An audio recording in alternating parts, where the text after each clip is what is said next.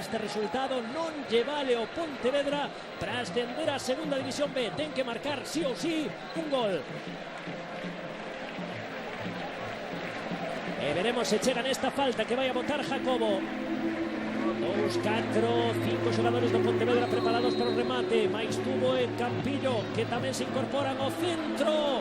Fixo xesto de remate Carnero. ¡Gol! Sempre, sempre, sempre, sempre, sempre, sempre Jorge.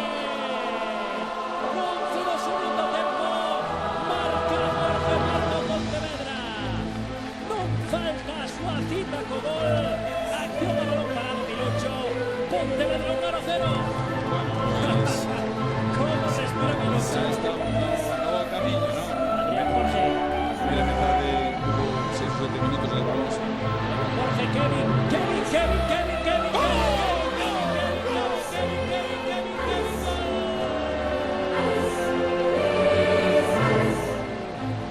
Marca Kevin o segundo do Pontevedra.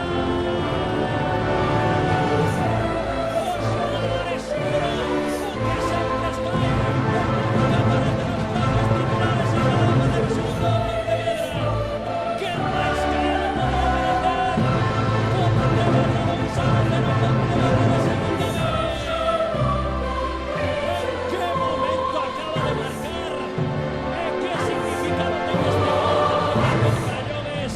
Un xogador como Kevin, da canteira, xove, con futuro, que tal cual temporada fixo, e en que momento acaba de marcar o parece suficiente para levar a pelota para su para Kevin Presa, Jorge Rodríguez, vamos Jorge, que te está yendo, creo que hay penalti que acaba de marcar el asistente, hay penalti que acaba de marcar el asistente, dubitó o árbitro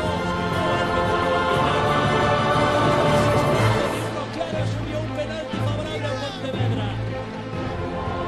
Las botas de Jorge Rodríguez que abre su liga después de fallar un penalti en la anterior eliminatoria contra Manzanares.